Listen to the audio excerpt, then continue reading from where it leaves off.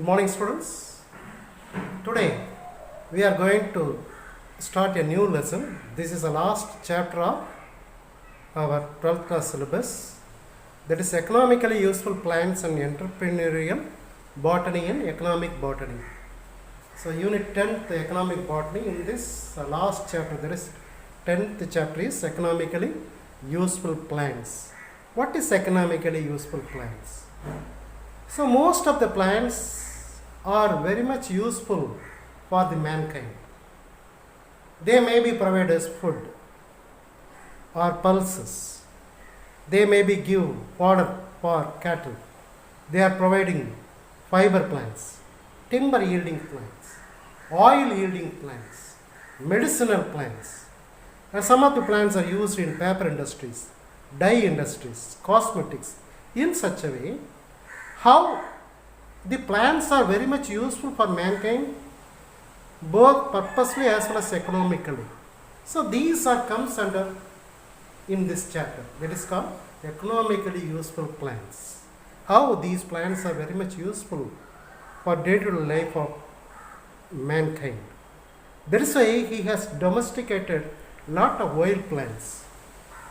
So he has utilized all these naturally available plants for his own purpose. So such a wonderful thing we are going to see about in this chapter.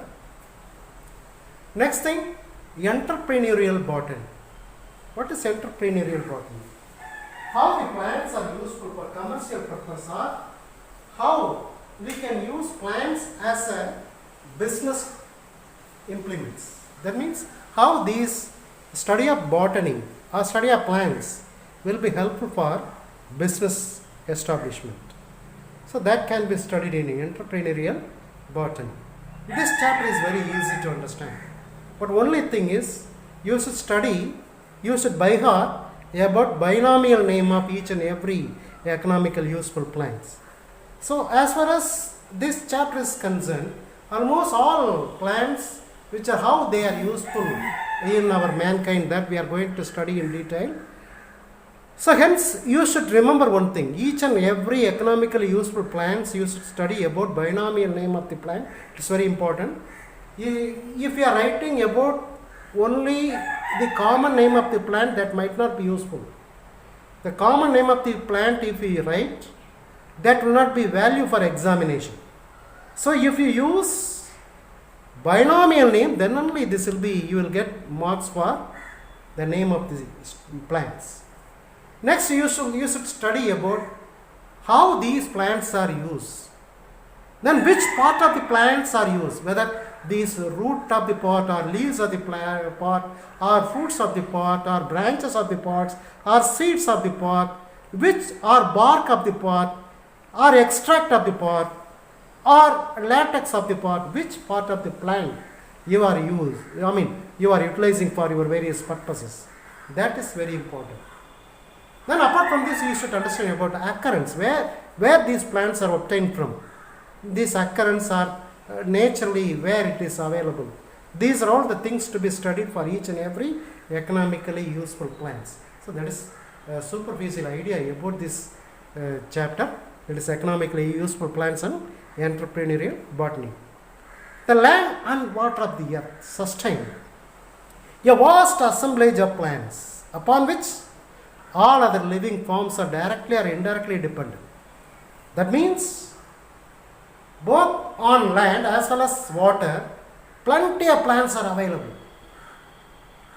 All the living things, including human beings, we are directly or indirectly dependent upon these plants. Prehistoric human life on berries, tubers, herbaceous, and wild game which they collected and hunted, that occupied whole of their time. So domestication of the plants and animals has led to the production of surplus food, and food which formed the basis for civilization. In the early civilization, in different parts of the world, has domesticated different species of plants for various purposes. Based on their utility, economically useful plants are classified into, as I said just now, like food plants, water plants, fiber plants, timber yielding plants, medicinal plants, and plants used in paper industries, dyes, and cosmetics. Selected examples of economically important plants for each category are going to be discussed now. One by one we shall see. Some of the food plant. So the human being is mostly depending upon plants for his food and nutrition. Either this may be in the form of cereals or pulses or oil yielding plants, whatever may be, or vegetables or fruits. So in any form, if it is used as food, then this is called as food plant. Currently about 10,000 food plants are being used, of which only around 1,500 species were brought under cultivation. Even more than some of the plants may be available in the forest or wild, might be very much useful for human mankind as a food. Especially the human being completely dependent on 15 species actually.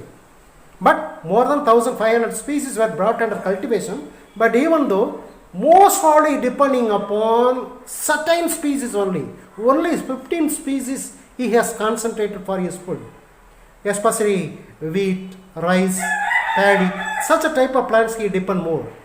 However, food based of majority of population depends only on 3 grass species, namely rice, wheat, and maize. So among these 3 plants are very most popular because most of his entire food is based on these 3 different types of species: paddy, wheat, and maize. One by one we can see. Cereals. First of all, we are going to discuss about cereals. Major cereals as we discuss, that is paddy and wheat. Look at the picture. So this picture is showing. So this is rice, this is paddy. From this paddy you can obtain rice. So this is wheat. So these 2 different food are, 2 different cereals are most useful for his common food for entire world. The word cereal is derived from Ceres, which means, according to the Roman mythology, denotes goddess of agriculture. So Ceres means goddess of agriculture according to Roman mythology. All cereals are members of grass family, Poaceae. Grass family are Poaceae, that are grown for their edible starchy seed. So the prominence of cereals as a food plant is due to certain attributes. What are the attributes? They may be greater adaptability and successful colonization on every type of habitat. So they can be able to survive in any type of habitat all over the world. That's why we had selected these 2 cereals will be used as food. The related ease of cultivation, they can cultivate in any way. Tillering property that produce more branches, which results in higher yield per unit area. Even if you plant a single seed, that can produce lot of tillering. Tillering means many branches may be obtained from a single seed.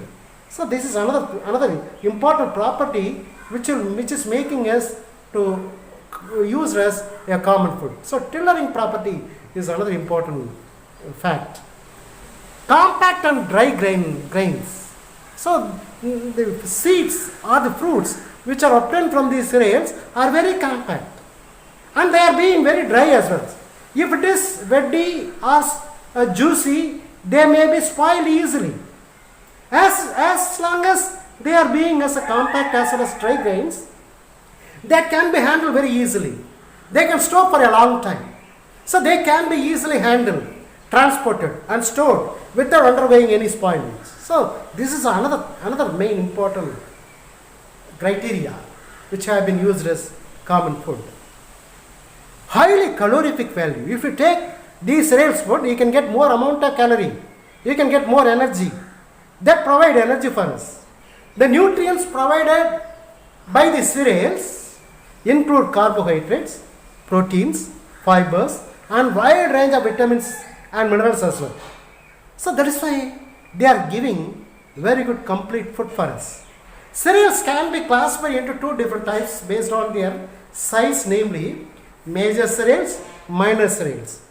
Among them, we shall see some of the examples for major cereals. Rice or paddy will be comes under major cereals. On the basis of their utility, we are using more and more. I mean, the entire world will be depend more on paddy plant. Its botanical name is Oryza sativa, very important. Don't forget to read the botanical name of each and every plant. Botanical name of paddy or rice is Oryza sativa. Paddy is semi-aquatic crop. They need water, but it is land plant, and it is growing in standing water. Without water, they may be dry. It is an important food crops of the world, occupying second position in the terms of area under cultivation and production, next to wheat. The first one is wheat. Rice is a chief source of carbohydrate. So next, another important thing is origin and area of cultivation. For each and every economical plant, you should read thoroughly about botanical name, origin and area of cultivation, uses and useful parts. These four categories is very important for each and every plant. So keep in your mind and prepare on the basis of it. We are going to discuss a lot of plants.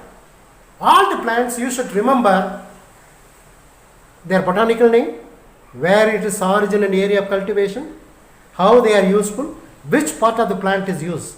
These are all four categories to be read thoroughly for each and every plant. Keep in your mind. So origin of paddy, where it is origin, how the area of cultivation. Southeast Asia is considered as the center of origin of rice. The earliest evidences of rice cultivation have been found in China, India and Thailand. So mainly these Southeast Asian countries like China, India and Thailand.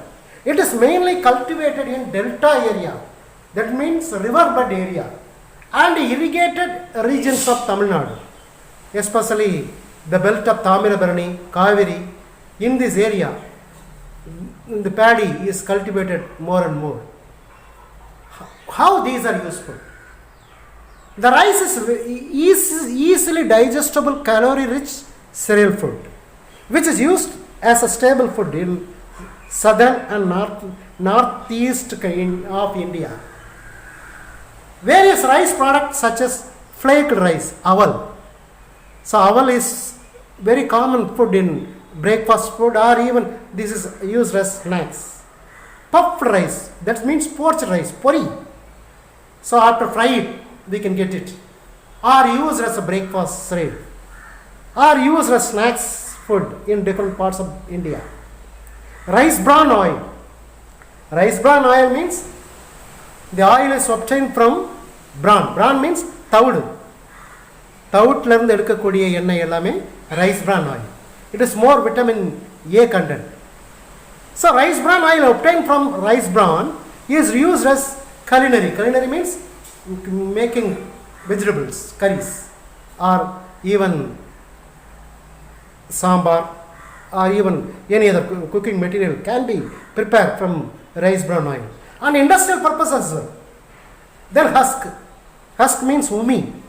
Husks are also used as a fuel and in manufacture of packing material as well. Sometimes the husks are also used in fertilizer. So in such a way, paddy, rice plants are very much useful.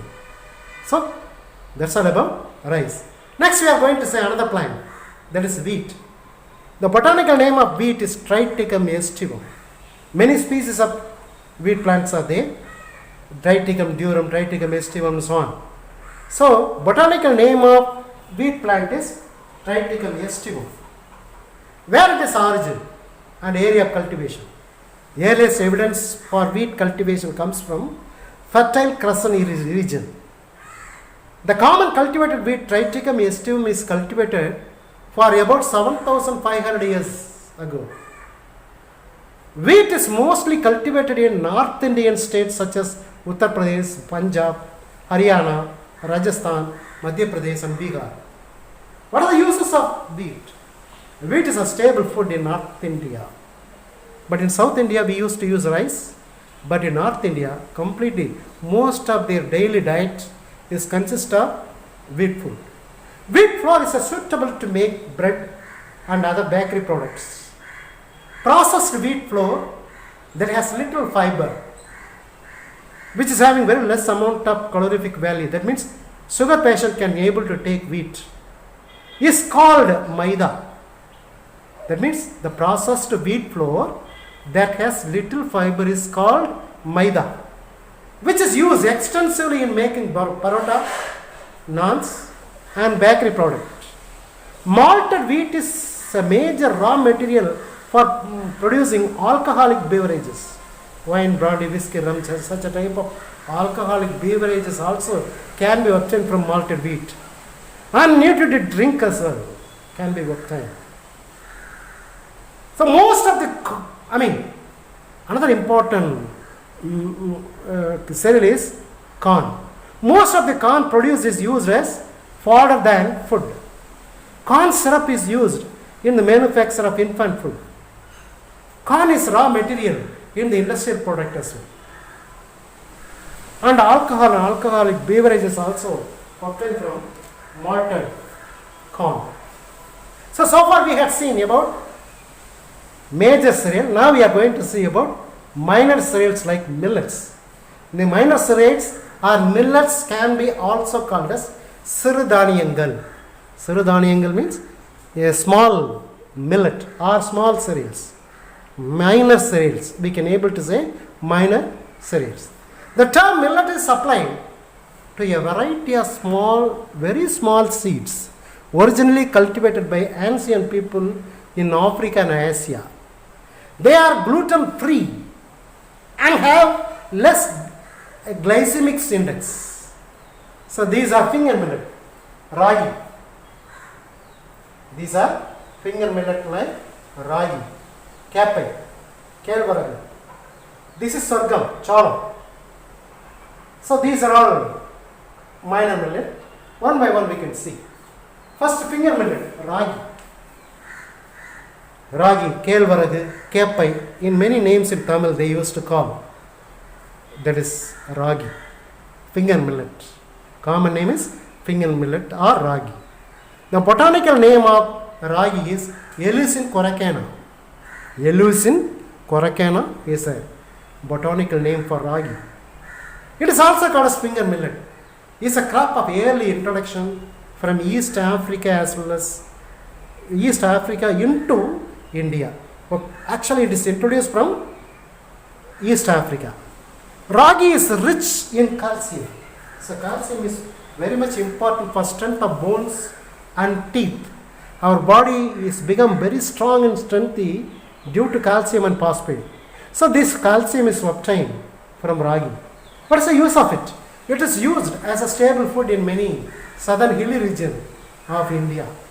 Ragi grains are made into porridge. Porridge means puttu. In Tamil we can call it puttu. And gruel. Gruel means cool. So we can get puttu and cool from ragi. So ragi malt is a popular nutrient drink. It is used as a source of fermented beverages as well. The next, sorghum. Sorghum is nothing but cholam. It is not makka cholam. That is maize is separate. This is common, small, chinna cholam. Avadinu kuda sollalam. Sorghum. Its botanical name is Sorghum vulgare. Botanical name of sorghum is Sorghum vulgare. Sorghum is native to Africa. So it is obtained from African countries. It is one of the major millet in the world. And is rich in calcium as well as iron. So calcium and iron content are richly available in sorghum.